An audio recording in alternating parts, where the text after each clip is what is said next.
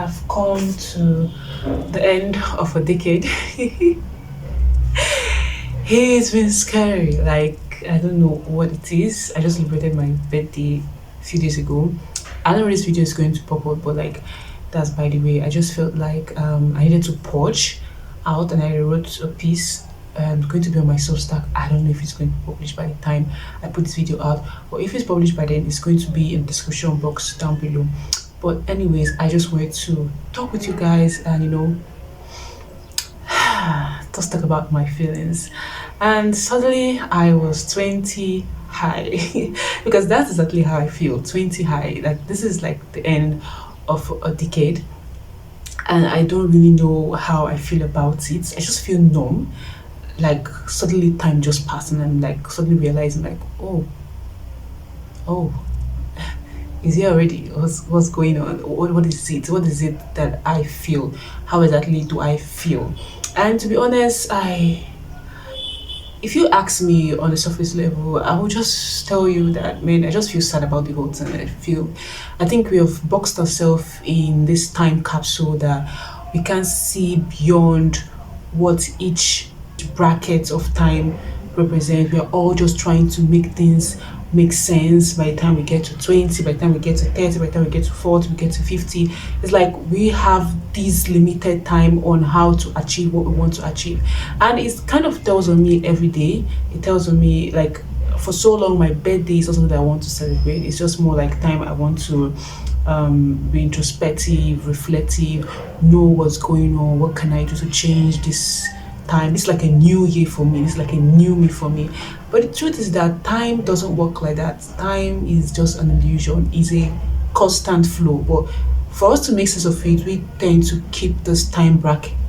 We tend to keep this limit on to make sense of our time here on earth, and that's how I believe it. But I'm human. I'm definitely going to think as the time permits me. I'm not going to think that time is this constant because at the end of the day, you find out that you're growing some gray hair, you find out that your bones are breaking, you find out that man, I don't have the strength for most things that I would have loved to do in my 20s. That's not to say that my 20s was all fun and that like I couldn't wait to be done with it. So yeah, 20 high is just a feeling of finally getting down from that high road. And I feel like the 30s that I'm looking forward to is me entering more of a zone where I'm more aware.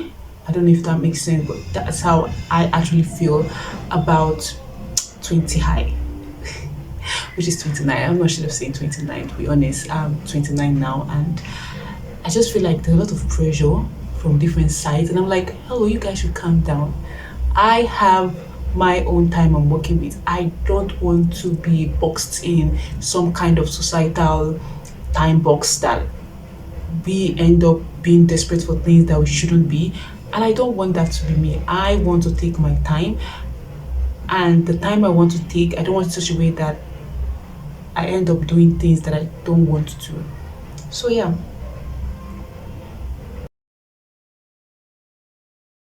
when I think back about what exactly have I been feeling so bad about, thinking back about the dreams that I had, I just realized that this dream I had about being a filmmaker, starting a creative studio, being this person that tells stories through her lens. I just realized that the dream didn't just start when I was 20. It didn't just start when I was in secondary school, when I was a teenager. It had started long before when I was just in primary school or in nursery school because I remember when I used to tell stories with my siblings, we make little boxes with our cushion just to tell stories, with old toys and garbage plastic. It used to be fun then. I remember me being this kind of director, directing the flow of the drama. It's just such a fun memory to have. And I realized that this dream I have hasn't been something that just started. It has always been there. And I've seen how it has evolved into what I am now. It's not where I want it to be, but I feel like for every stage of my life, I have evolved. Pharmacy school, would I say, was kind of I won't say stunted too, because pharmacy school is also something that I change the trajectory of my life. It's something that is part of me now, and I can't deny the fact that this is what I am. Like, this is who I was then, because I couldn't wait to be done with school so that I could continue this dream of visually telling stories, of telling people what I see and what I feel. I just felt like I wanted to be done with pharmacy school when I was in my early 20s. Like, I just wanted to be done and just do this, start this, use my camera, make videos. In fact, I think it was something like was in the back burner of pharmacy school then. And I wish I had started much more earlier then. I mean, I would have grown a much better platform. I don't know if that was possible. This is me reminiscing on things, regressing on things I should have done. But it just told me the kind of person I am. That if I put my mind to something, I'm definitely going to do it. So after pharmacy school, took a whole year trying to navigate what exactly I want to do, how am I going to put it out. And then came Viakada on YouTube channel. That was my very first platform. And I've been beating myself about not reaching a particular milestone. I have forgotten that, girl, you did it. You were able to start something, and you're pivoting in a way that every other normal person can pivot. It might not be in the same pace or, in the same way everybody else have done it. This is your own pattern. This is you. This is how your dream is going to be achieved. And I'm not ashamed of it. I am sad about how it is now, in the sense that I wish it was more, but it's this part of my journey. I'm taking things slow.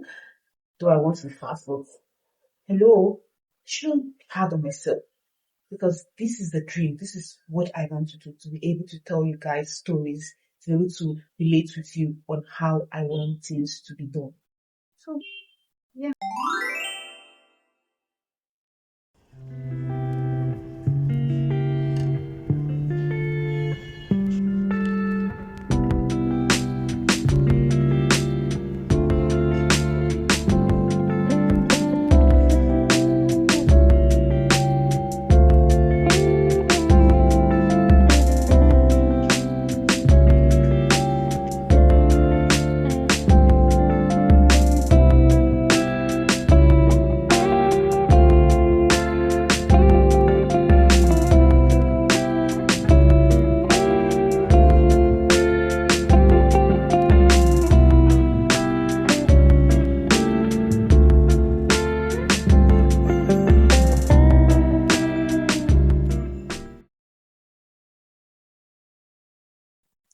The truth is, the girl I used to be, I feel like I should be proud of her more,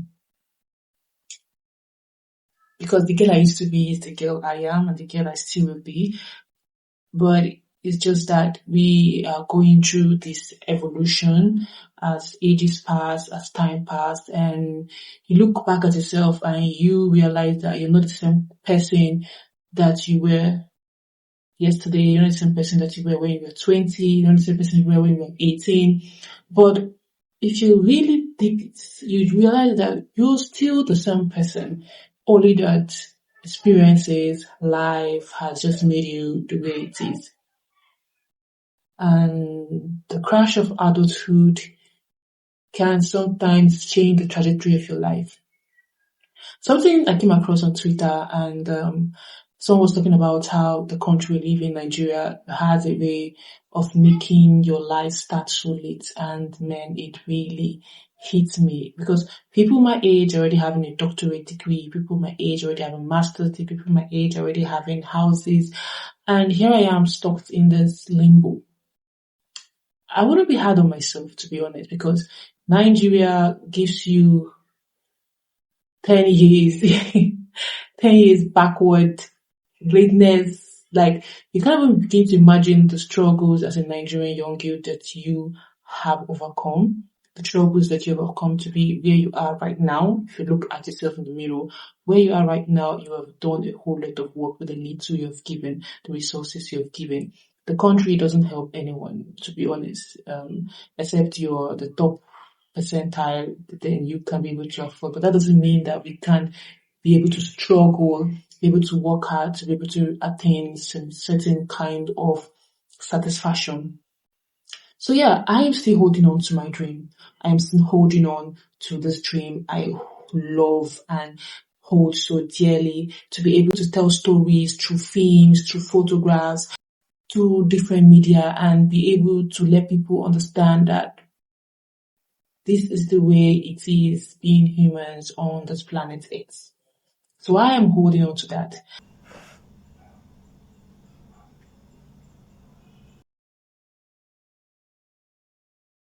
Um, the truth is that when it comes to forgiveness, we're always told to forgive ourselves, and I get that. Truly, most times we are so hard.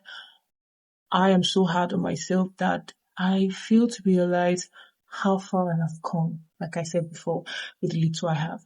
To be honest, if I am to look at my younger self, I wouldn't even want her. Everything that she has done, every step that she has taken has gotten me to where I am. Do I have some regrets in some parts of my life when I was much younger?